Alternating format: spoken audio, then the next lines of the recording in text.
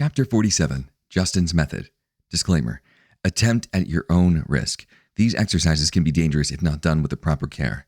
Listen to your body and never force yourself. If you do try any of these exercises, as a safety precaution, we advise that you try this with someone else monitoring you, just in case something goes wrong. Once again, attempt at your own risk. These exercises can be dangerous if not done with the proper care. Order of exercises.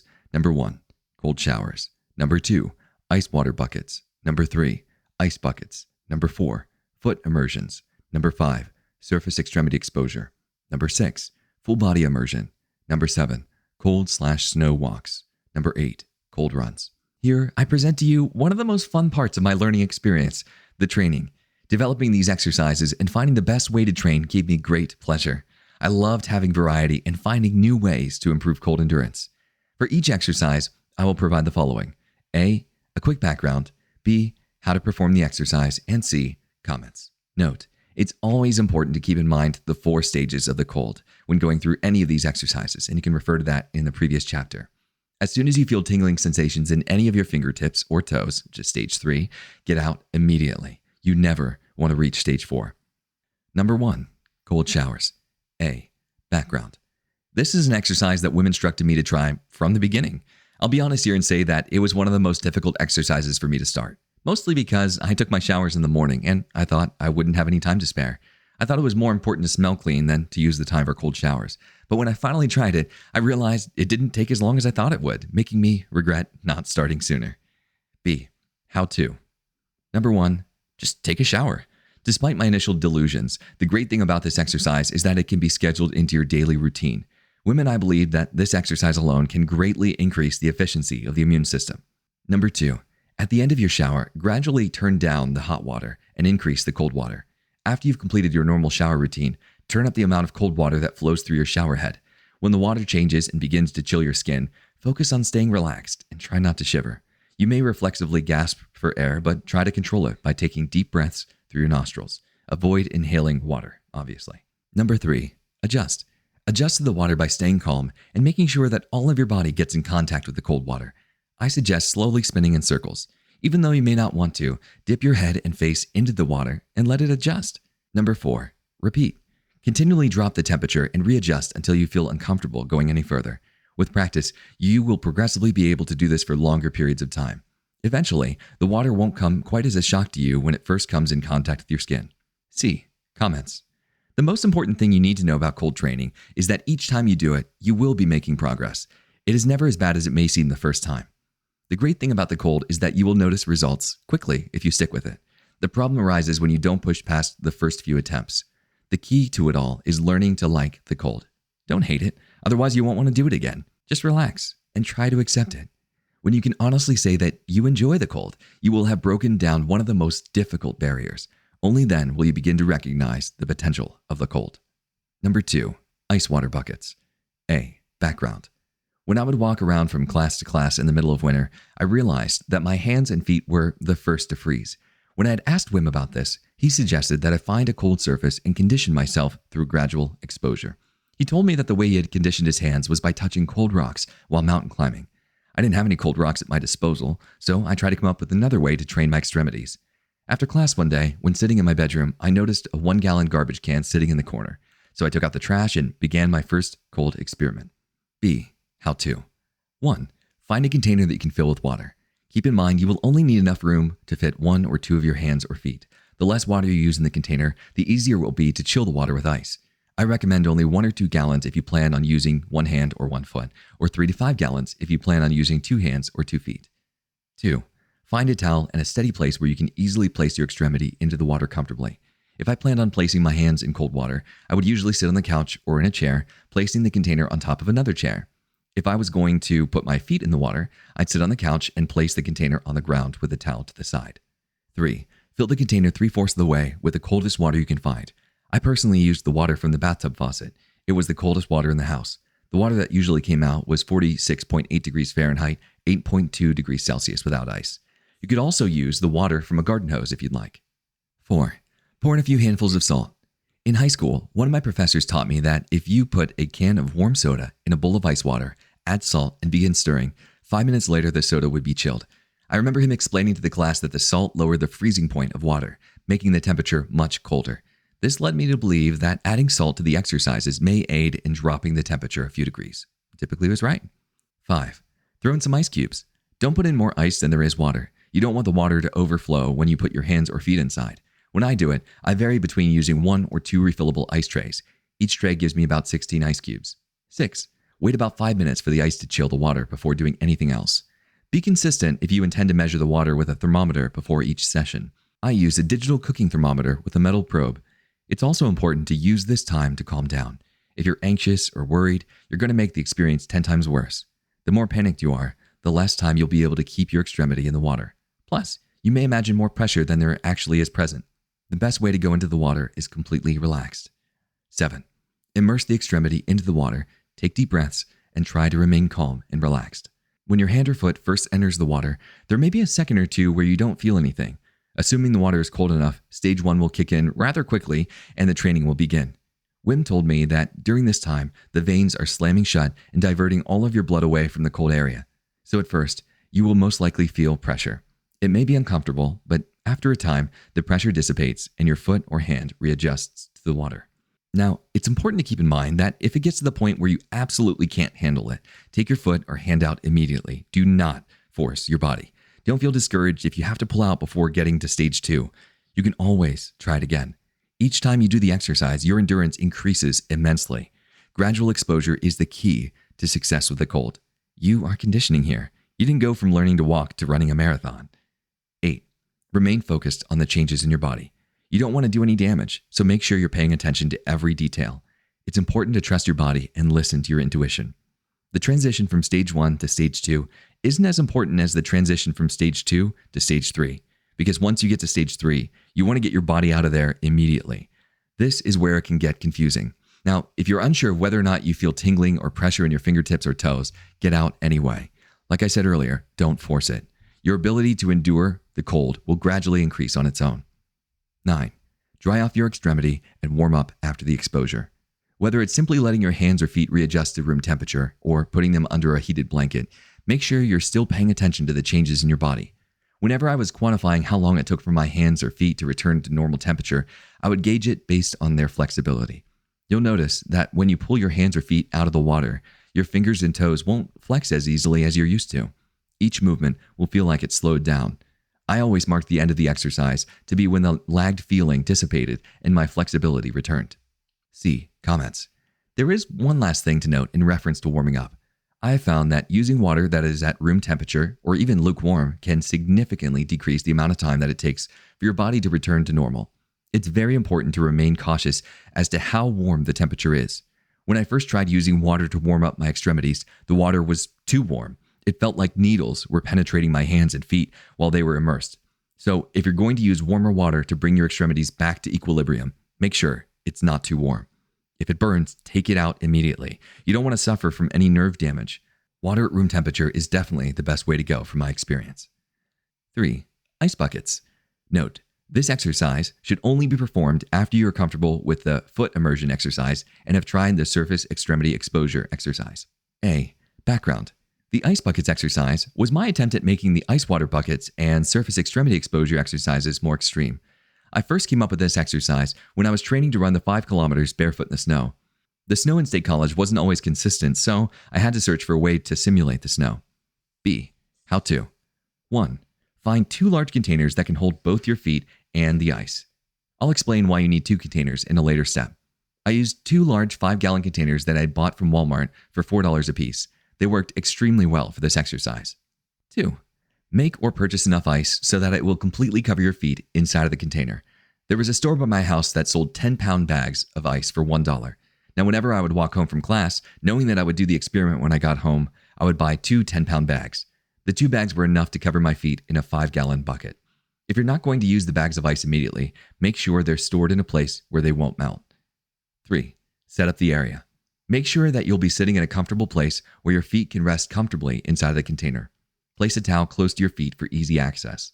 I usually sit on my couch and have the bucket sitting side by side on the floor. 4.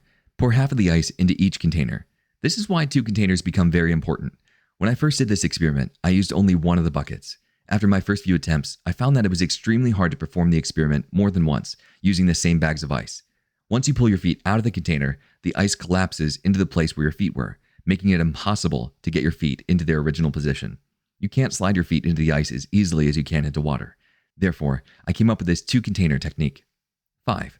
Place your feet into one of the containers on top of the ice and pour the contents of the other container on top. Now, keep in mind, ice is much different than water. When the ice touches your feet, you will notice a slightly stronger feeling of pressure. This is why it's preferable to try the surface extremity exposure exercise first.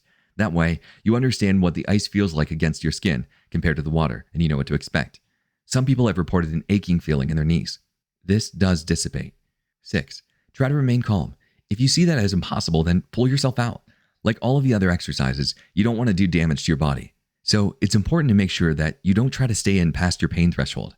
If you try this over time, you will be able to gradually stay in longer and longer. Eventually, there is a point where your feet will adjust and the pain goes away for a little while, meaning that you will be able to transition from stage 1 to stage 2. The onset of stage 3 comes on much quicker here. When you feel any pressure, pain, or tingling in your toes, you need to pull out immediately. As with all of the other exercises, pull out if you sense any sort of trouble. Your body has limits and you need to listen to them. Once again, do not force. 7. When it becomes too much or you reach stage 3, pull out and warm your feet up. Use the towel to dry off your feet. If you'd like to use a bucket of water to warm up, make sure that the water is no warmer than room temperature. If you would like to repeat the exercise after your feet are warm, as I normally do, you simply have to divide the ice in half between the containers. Place your feet in one and then pour the ice back on top. C. Comments. This exercise can honestly be really overwhelming the first few times you try it. It's mainly because people aren't used to direct contact with the ice. If you want to get better at being in direct contact with the ice, I suggest getting a couple of ice cubes out of the freezer and holding them in your hands until they melt.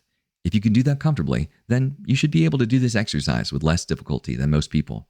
If it's in the winter, I suggest skipping this exercise and just practicing walking around barefoot in the snow outside. You can also refer to the exercise called cold/snow walks.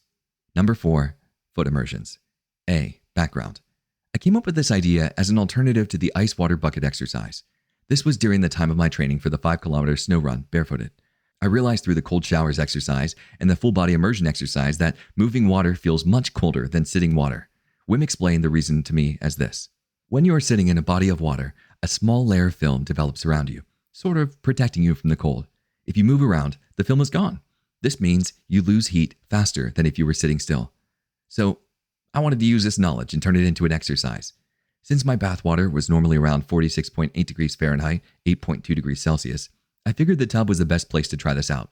My theory was that running cold bath water over my feet would suck the heat out faster than the stagnant water. It worked magnificently.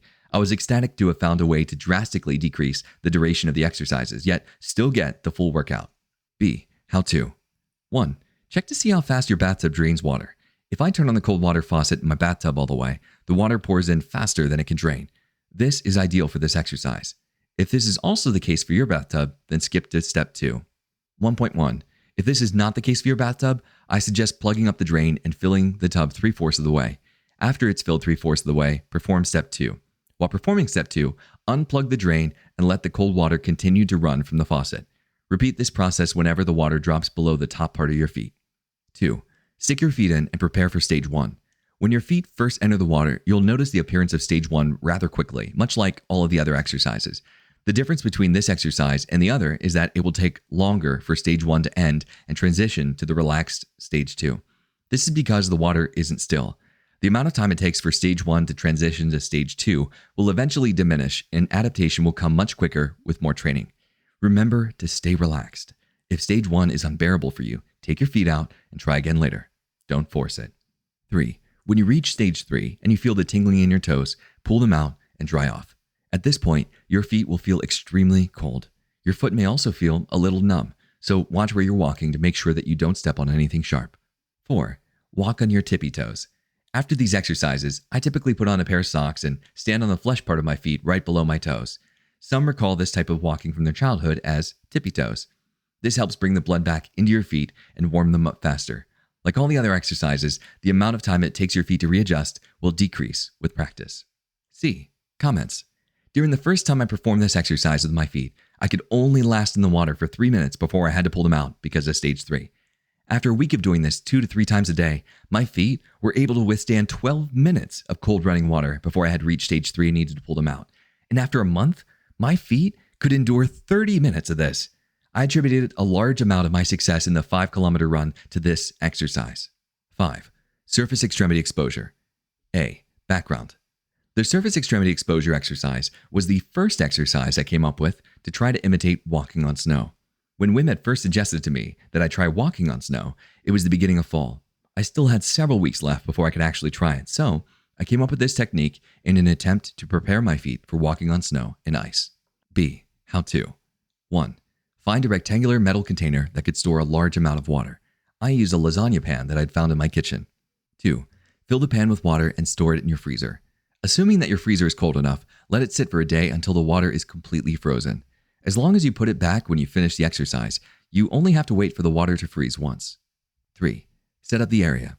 Place a towel in the vicinity of where you'll be performing the exercise. Grab the ice tray from the freezer and bring it next to you. Figure out whether you'll be training your feet or your hands and place it where it will be most accessible. 4. When you're ready, apply the palm of your hand or the sole of your foot to the ice in the tray. If this is your first time in direct contact with the ice, you'll notice that stage 1 builds up really quickly. If the pressure becomes too extreme, take off your hand or foot and try again later. Eventually, you'll get used to it and transition to stage 2. 5. Try to relax and take deep breaths. The surface extremity exposure, cold/snow walks, and the ice bucket exercises are typically the hardest for people to get through. This is mainly because they aren't used to direct contact with freezing temperatures. The rapid onset and the extended duration of stage 1 can honestly be really overwhelming at times. First-timers usually recognize pressure in their elbows and wrists when they expose their hands, and pressure in their knees and calves when they expose their feet. The way to get past these side effects is to gradually expose yourself more and more over time. Don't push past your pain threshold. Ease into it. 6. Know the difference between stage 2 and stage 3. With this exercise, it can be hard to recognize when you're in stage 2 because the pressure may not completely dissipate. You may question whether or not you ever began stage 2. But for this exercise, stage 2 is defined as a decreased pressure in this exposed extremity. You may not feel completely relaxed in the first few minutes, so it's important to recognize the little changes. Stage 3 is when the decreased pressure in stage 2 rises again. Some have reported tingling in their fingertips or toes, but most experience an increase in pressure, stage 3, after a short period of decreased pressure, stage 2. Know the distinction. Learn it. If you can't differentiate, take your hands or feet off of the ice and try again later. Again, never force. If you're confused, don't wait and see. If you aren't confident about what is changing in your body, pull away. The goal of this exercise is to understand your body and increase endurance. If you don't understand what your body is doing, repeat the earlier steps until you are confident in the safety of your body. Your safety comes first. 7. When you reach stage 3, pull away and dry off. Most report an immediate relief of pressure when they pull away from the cold source. Normally, the exposed part of the body readjusts rather quickly. When compared to the cold water immersions, the sole of your foot or palm of your hand can sometimes readjust to room temperature twice as fast as air. C. Comments. I'd like to reiterate how important it is never to force your body past its pain threshold. If you are unsure of your body's safety, don't proceed. Stop. Forcing can lead to injury. Only do what you can handle. In time, you will gain experience as well as endurance, and with that, you'll gain understanding. If you'd like more information, you can always refer to www.becomingtheiceman.com. 6. Full body immersion. Only attempt this after you've tried cold showers. A. Background. When Wim first suggested that I find a body of cold water to swim in, I wasn't hopeful. The rivers, lakes, and ponds in the area were either owned by Penn State University or the city. Being that it was in the middle of winter, I was afraid that if I tried swimming in any of the waters, I would get charged with trespassing and given a sobriety test. During one of my dishwashing shifts, I came up with an idea to use one of the inflatable pools that are typically sold in the summer. I called my landlord and described in detail the type of research I was performing. I explained my interest in what I had hoped to gain. After a half-hour conversation, I asked if I would be able to place a miniature inflatable pool on my porch to be able to train in cold water during the winter. He told me it wouldn't be a problem and granted me permission. Now at the time, I was extremely low on cash, and instead of returning home to my family for Christmas break, I stayed in state college to work at the deli so that I could afford my rent. I barely had enough money to feed myself, let alone spend money on an inflatable pool. But I was determined to find a way to perform these exercises to increase my ability to withstand the cold. Over the following week, I looked around for inflatable pools and came up with nothing. I asked my friends who had grown up in state college if they had an inflatable pool stored at their parents' house. Only one of them had a miniature pool, but it was made of plastic and would be much harder to transport compared to an inflatable pool. After a while, with no success, I decided it was time to move on to something else. Late one night, a few days later, I was texting my friend, Danielle Cardell, about the ice water bucket exercise. That's when the idea finally came to me. The exercise would need to be like the ice water buckets, but on a larger scale. So I ran to my bathroom, examined the tub, and quickly devised a plan to make it work. I asked Danielle if she'd like to come over and possibly do the exercise herself. She agreed. About an hour later, I was ready for my first full body immersion exercise. B. How to. 1. Check to see if your bathtub is capable. It's important to note how big your bathtub is and how much water it can hold. Wim says any training is good training. So, as long as your bathtub is capable of retaining water, you should be fine. 2. Check the temperature of the bath water. This will help you decide how much ice you need. My bathtub's water temperature was usually around 46.8 degrees Fahrenheit, 8.2 degrees Celsius without ice. The bath water at my friend's house varied from 45 degrees Fahrenheit, 7.2 degrees Celsius, to 66 degrees Fahrenheit, 18.89 degrees Celsius. It's also important that you make sure that you're only turning on the cold water. If you're uncomfortable dealing with only cold at first, add a little warm water. Remember, don't force it. 3. Make sure help is there if you need it. Don't try to show how awesome you are by doing it on your own. For at least the first few times, I highly suggest you put on a bathing suit and make sure someone else is present. If something goes wrong, he or she could be the difference between life and death. The full body immersion exercise must be in a controlled environment. When I perform the exercise, I still keep a cell phone near me to make sure I can call for help if something goes wrong. Also, make sure there isn't any electrical equipment near the bathtub. That should be obvious, but hopefully the reminder will save someone's life. This is training to endure the cold, not to survive an electrical shock. The bathtub is one of the quickest ways to chill your body, so again, please don't take it lightly. Pay attention, and if you become afraid or anxious at any point, don't wait and see what happens, just get out. 4. Block the drain and turn on the cold water. When the water fills up 3/4 of the bathtub, turn it off. While the water is filling up in the tub, change in your bathing suit or whatever you're going to wear in the bathtub. Also, make sure that your towel is next to the place where you will be getting out of the water. Please think ahead. One of the problems I had when sitting in the bathtub was that my knees would float to the top of the water and stick out. I had found that using a 5-pound weight was enough to hold both of my legs down. Don't use something extremely heavy or something that could get tangled around you. You want to be able to get out of the water at a moment's notice. Please be smart. 5. Add salt and ice. Throw in a few handfuls of salt and whatever ice cubes you have on hand. I vary between putting 1 to 5 ice cube trays in the water. This also depends on how cold the water is. If you want to gradually adjust, start with fewer trays. Begin by using the tap water provided by the bathtub. If you feel comfortable after doing it this way a few times, add ice and salt to your training regimen. The temperature of the water will determine how long you can stay in.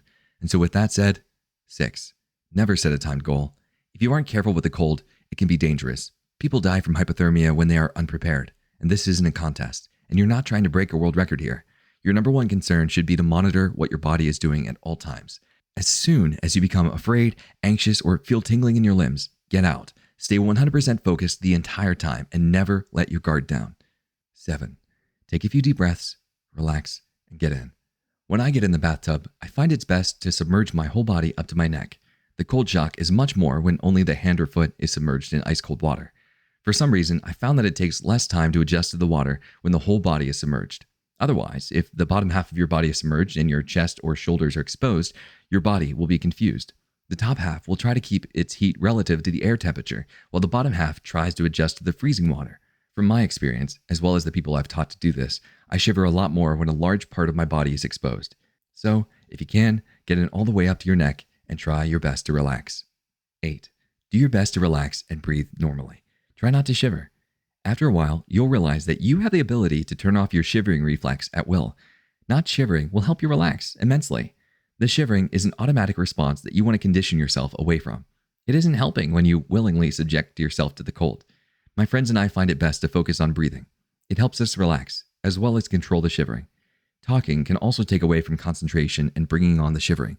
If you're unable to stop shivering after the first 2 or 3 minutes, get out of the water. It's the typical time limit I give my friends to adjust. If they aren't able to control the shivering by that time, they're in danger of losing a lot of heat. At that point, it's best to get out and try again later. 9. Pay attention continuously. When it's time to get out, don't push, get out. You'll notice after the initial shock of stage 1 that your body will relax and you won't feel as cold anymore. Don't take this to mean that you can stop focusing. You need to be able to understand when your body is ready to get out. If you begin to notice stage 3, get out immediately. If there's any sign of tingling in the toes or fingertips, get out. If you're unable to control your shivering, get out. If something in your body or mind is telling you to get out, listen, get out. You can always come back and try it again, but never force it. This can be extremely dangerous if you push beyond what you can handle. So focus on the changes in your body 100% of the time. If you begin to feel lightheaded or feel any pain other than the initial shock of the cold, get out and contact a physician immediately. 10. Carefully dry yourself off with a towel and move slowly. Chances are your body's coordination is going to be off and your movements will be slower than normal. Your sense of touch also won't be as sensitive as it normally is. Make sure you don't lean on anything sharp and watch where you place your foot. When I first did this, I put pressure on my hand, which was leaning against a somewhat sharp shower door. I cut it deep. I didn't notice it until Danielle gasped and told me that she saw blood. 11. Prepare for the afterdrop. Depending on how long you were in the water, you may or may not experience an afterdrop. It typically appears within 5 minutes after exiting the water. Wim calls this period where your body is readjusting to the normal temperature the afterdrop. And during this time, you may experience uncontrollable shivering, though you should still try to control it, a cold feeling in the areas where warm clothes are touching your skin, and an overabundance of energy. Wim has suggested taking a bath with water that is slightly warmer than room temperature afterward to fix it. I've done it only a few times. Usually I put on warm clothes and deal with the shivering until I'm back to normal. The afterdrop does shorten in time with repeated exposure. If you notice that you have slurred speech and you cannot think properly, contact someone for help immediately. You may be suffering from hypothermia.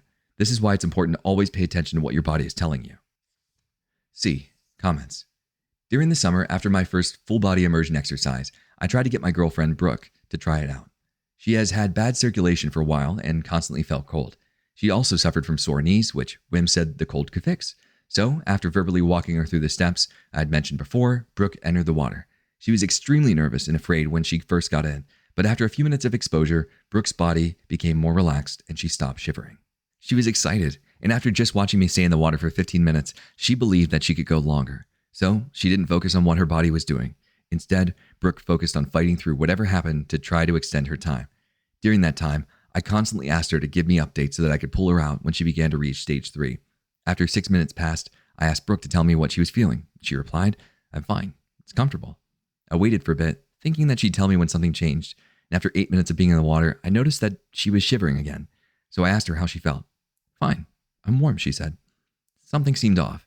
It appeared as if she wasn't able to control her shivering. So I asked her to get out. "No, I don't want to get out. It's warm in here." That's when concern washed over me. Her logic didn't make sense, and she wasn't thinking clearly. I kindly asked her to get out so that I could warm her up. She reverted to a childlike state and seemed afraid. She began crying, and when she got out of the bathtub, I dried her off with a towel. But her speech was significantly slower than it had been a few minutes earlier, and her facial expressions weren't matching up with her sentences.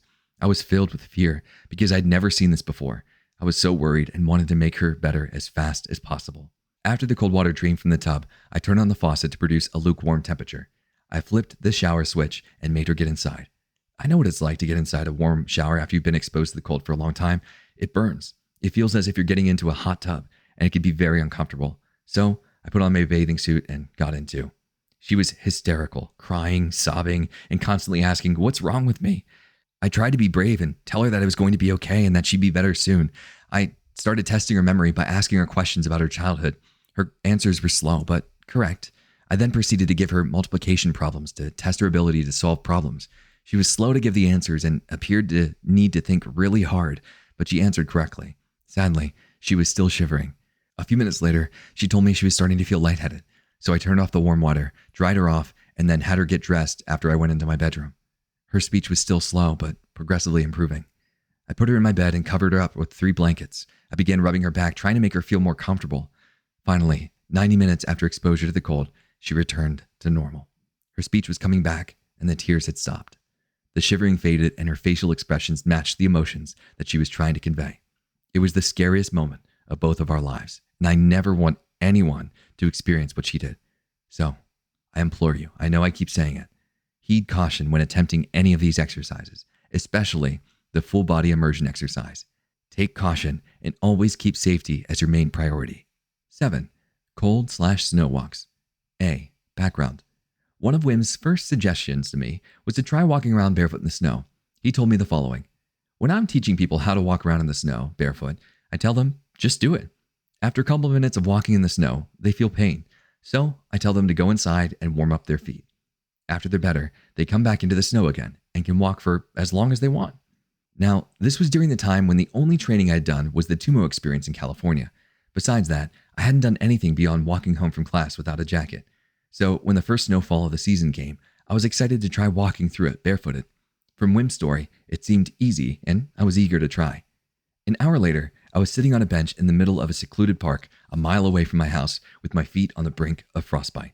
I had no experience with the cold, no knowledge of what was going on inside of my body, and I was convinced that I was going to lose my feet. Luckily, I was able to get home in time to warm up my feet in the bathtub. I didn't suffer from any permanent damage, but my spirit was definitely broken. I remembered Wim's advice to learn to like the cold. That night, I hated it. I was ready to leave all hopes of becoming the Iceman behind me. After the pain subsided, I realized my ignorance and laughed at it. I decided to give it one last try. I knew nothing about the cold, but I did want to learn. Wim claimed that it was an ability that anyone could be trained to do. It seemed possible, and that was enough for me to try. This experience led me to start making controlled experiments to find exercises where I could increase my endurance. Making it controlled provided me with a way to get out of a bad situation quickly if I needed to. If it was going to be something that people could be trained to do, I wanted to make sure I devised exercises that could be replicated easily. So here is my suggested safer method of conditioning yourself to walk through the snow. Or if you don't have any snow available, you can still do this on cold ground. B. How to. 1A. Snow. Find a flat surface covered in fresh, powdered snow. The ideal spot should be your backyard or your driveway. You want to be in a place that's close enough to your house so that it would take you only about 30 seconds from the time you decide to get out to return to the confines of your home. 1B. Cold surface. Find a flat surface outside that is cold to the touch. The concrete or cement in your driveway or sidewalk will do. Personally, I use the ceramic tiles that make up my front porch. 2. Clear the area. You want to make sure that the path you will be walking or standing on does not have any sharp objects. Clean up any broken glass, sticks, mulch, and anything that may be able to somehow penetrate your skin. When your feet are that cold, the first thing you want to do is step on a warm surface. The last thing you want to do is see a trail of blood following in your footsteps. 3. Just do it. When you're ready, just go out and stand in the snow or on a cold surface. There's no meditative state you have to be in before doing it. Just do it. 4A. Standing. If you're just starting out, practice standing in one spot. This will help you get used to the cold feeling and warm up the spot below your feet. You'll still go through the same stages, 1 to 3, but it'll take longer for you to progress through the stages than it would if you were walking around. Try to remain focused, take careful breaths, and stay relaxed. Standing in the snow or on a cold surface is the first step to take when beginning this exercise. If you feel like you aren't getting any colder after standing there for a while, take a step anywhere else and the process will restart.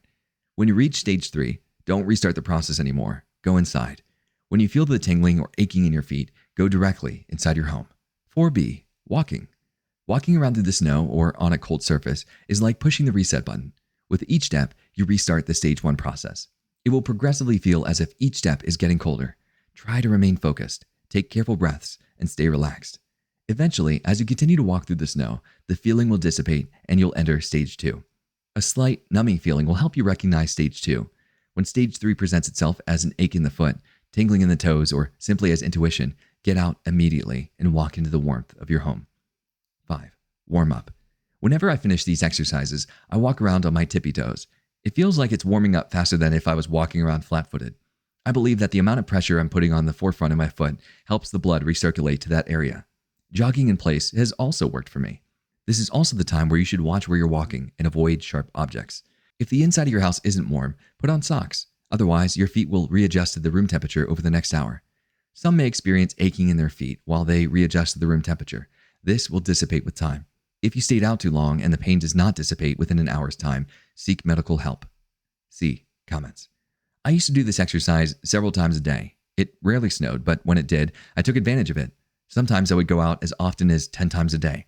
I would like to mention that the foot immersion exercise greatly aided in my ability to walk in the snow and stand on cold surfaces. I performed the cold surface exercise a few times, but not as much as the snow walks. If you get to the point where you're comfortable walking around in the snow, try jogging. Just be careful to watch your feet and make sure you don't step on anything sharp. 8. Cold runs. A. Background. Running in the cold was a learning experience. I made a lot of mistakes when I first began, but I eventually grew to understand them. Since I had started running in the cold before I trained with Wim, I had to develop my own technique to keep warm. It still works perfectly to this day. Now, I can run comfortably in 32 degree Fahrenheit, 0 degrees Celsius weather for over an hour, wearing only shorts and sandals. Out of all my training, the cold runs are my favorite. I love the cold runs because it is the workout that quickly proved to me that the adaptation to the cold was easily attainable. The ease of running in the lower temperatures continually inspired me to press on with the cold research. B. How to. 1. Plan a jogging route. If it's your first time running, keep the distance and time that you'll travel short. You can gradually increase the time you're exposed outside as you become more comfortable. It's also better to plan a route that doesn't take you too far away from your house. If you're far away from the house when you reach stage 3, you could be in danger. Learn to understand your body and don't push your limits. Start out with 1 lap around the block, and as you feel more comfortable, you can increase the distance. Always have a plan for what you'll do if something goes wrong. Don't run unprepared. Also, make sure that you'll be running on dry, solid surfaces. Running through snow or water will chill your feet extremely fast. I used to run downtown because the city kept their sidewalks clean and it made for a great running course. 2. Check the weather conditions. There are a lot of variables you need to take into account before you run. 2A. Temperature.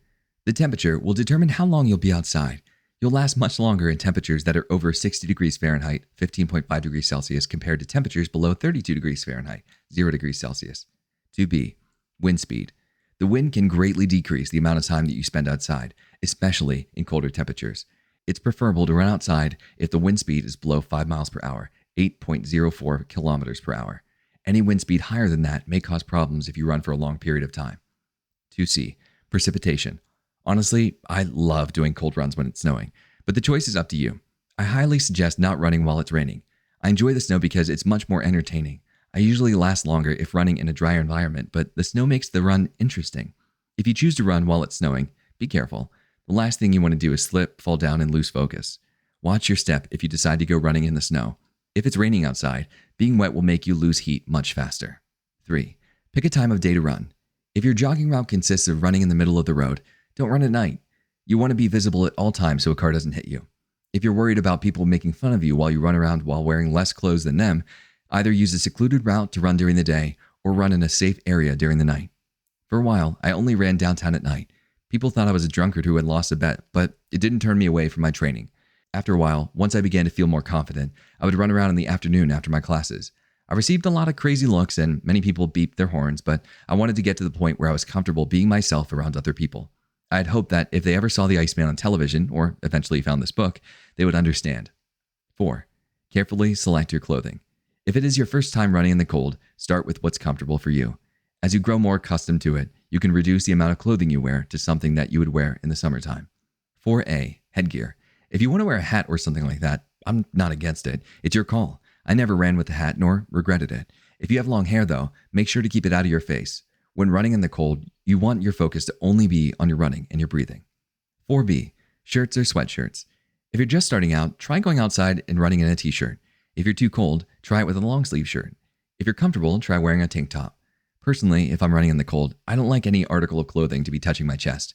I feel like I adjust faster when my chest and arms are exposed completely. Men, this is the point that you want to get to. Women, if you can get down to your sports bra or even a tank top, that's perfect. Only do what you're comfortable trying. 4C. Shorts. If you can, always go in shorts. Your legs will be moving and generating more than enough heat to keep you warm. If you're self-conscious about your legs or have a condition where you need to wear pants, then by all means, wear pants. Otherwise, wear shorts that are comfortable to run in. 4D. Shoes. Find running sandals or those Vibram 5 fingers I talked about in earlier chapters. I found a pair of $100 running sandals online 2 years ago and wore them a lot. They're perfect. You can wear them year-round and they greatly increase the foot's ability to endure the cold. However, if it's snowing or raining, wear athletic running shoes. They'll give you traction that you need to run on slippery surfaces. If you're uncomfortable running in sandals, you can still do running in tennis shoes and get a great workout. As much as I'd like to encourage barefoot running, I must advise against it. There could be broken glass or gravel that could easily cut into your skin. And if you'd like to simulate running barefooted, again, I mentioned Vibram 5 fingers, specifically their KSO design. I like them because they let the cold come in and chill my feet, while still protecting my sole from any sharp objects. They were my greatest investment. 4E. Gloves. I never wore them, and I suggest you don't either. One of the most important indicators that let you know when you should get out of the cold are your hands. When your hands tingle or hurt, get out of the cold and inside immediately. During my cold runs, my hands were the things that I paid attention to the most. As soon as I felt discomfort, I changed my course immediately and headed back for home. In the next section, I'll describe the method I developed to regulate heat in the hands to make them last longer. 5. Warm your hands. My fingers have had their share of close encounters with frostbite. After much trial and error, I developed a technique that will not only regulate heat in your hands, but also allow you to last longer in the cold. Here's that method. 5A. Thumbs. Place your thumb in the palm of your hand. Bend it so that your knuckle is directly between your pointer finger and your middle finger. The tip of your thumb should be directly below the ring finger. 5B. Fingers. Close your fingers around your thumbs. Each fingertip should comfortably rest around your thumbs, touching the palm of your hand. Your pointer fingers may not be able to reach the palm of your hand, but as long as they're not exposed, they should be fine.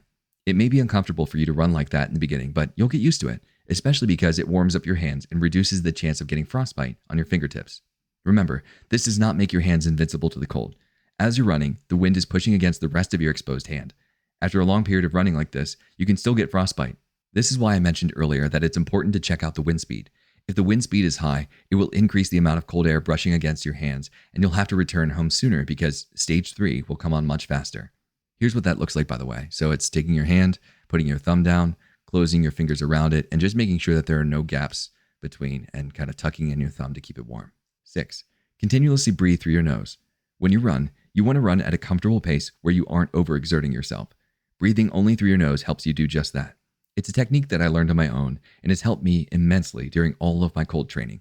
During the first few attempts, it may be difficult to do a cold run while only breathing through your nose, but keep at it. At first, your nose will probably run, but still keep a steady breath. You can sniff occasionally to keep the fluid from escaping your nose, but really focus on having a steady rhythm to your breathing. You can also practice breathing like this during your other physical activities as well. Really try to focus on not breathing through your mouth for any reason. Eventually, when it becomes a habit, it will help you relax in the cold, keep you warm, give you better control over your air supply, and prevent you from overexerting yourself. 7. Get out there and run. In the beginning, before each run, I would stand at the door and think about what was going to happen. I don't mean I was going out and planning what I was going to do. No, I was trying to rationalize the fear that was building within me. The anxiety never completely left until I sucked it up, went outside, and just started running. It's like getting a shot from the doctor when you were a child. The anticipation building up to the shot is much worse than the shot itself. The cold is the same way. The only difference between the shot and the cold is that with the shot, you can't decide when it's coming. It's happening on the doctor's time schedule.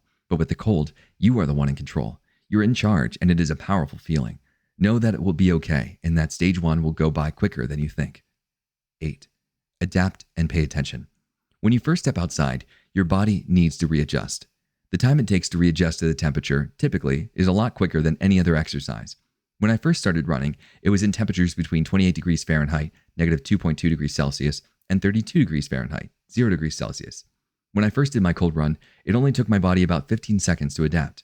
Though it's important to note that as soon as I left my house, I was jogging. If I wasn't moving faster than a walking pace, my body would adjust very slowly. So, remember, keep moving. 9. Know that it's possible. If you perform your first run safely, chances are you really enjoyed it. If you ran into some difficulties, just remember, it's possible. The side effects that come with running in the cold, like runny nose, sore throat, or even a burning sensation in your chest, all dissipate with practice. I've taught people how to run comfortably in the cold before, and they've all adjusted perfectly. After the first few times, they lose all signs of discomfort. Surviving the cold is about conditioning and adaptation. If you aren't willing to accept the change, your body will fight you every step of the way. Keep an open mind and just try it. 10. When you enter stage 3, if your hands burn, you begin to feel anxious, or you begin shivering after a period of being comfortable, return home. Don't push your luck by seeing if you can go a little bit further. Return home so that you can try it again later with no fear of frostbite. 11. Get warm. When you get home, you can either warm up naturally or take a lukewarm shower or bath. Before you get in, test the water with your hand to see if it burns. If it burns, you need to turn down the heat. You may experience shivers as you adjust to the water, similar to the after-drop experience you get when doing the full-body immersion exercise. Continue to take normal, steady breaths, and you'll be able to be back to your regular temperature in no time. C. Comments. For my birthday this year, at the time of writing this book, I asked my father to do a cold run exercise with me. The temperature was 8 degrees Fahrenheit, negative 13.3 degrees Celsius outside, and it was one of the coldest days of winter. I told him that it would only be a quick 10-minute jog around the block. At first, he told me that it was impossible and that someone of his age and shape couldn't do it without some sort of training first. "It's too cold. Are you kidding me?" he said. "This is the training," I replied. After reassuring him that we'd take him to the hospital if something went wrong, he accepted the challenge and said that he was only doing it because it was my birthday. In case something did go wrong, my father hugged and kissed each member of our family and told us that he loved us. Several minutes later, we were shirtless and standing in shorts by the front door. Before we left, I reminded my father of the technique to use when outside. I warned him of the changes that would happen to his body in the next few minutes and told him to let me know if he began having trouble. With that, we ran out the front door and into the street. Breathing solely through the nose was something that was new to my father, so we ran at a slow pace. Several times I asked questions to check on him. He seemed to be all right. After 2 minutes of being exposed, he told me, "It's not that bad. I feel warm." When we got back to the house, I kept close tabs on my father. Ever since Brooke's episode when she almost became a victim of hypothermia, I've been very cautious with the people I train. My father wasn't any different. He kept professing to my family how awesome the experience was. It didn't feel that cold. I was warm the whole time. I could have gone longer. The only parts of his body that he said were cold were his hands, and that was the end of the run. He didn't even experience any shivering. And within 15 minutes, my father was back to his normal state, warm and energetic. It meant a lot to me that he had trusted me as much as he did. It gave me the confidence in my ability to teach others and to help them understand the cold's potential.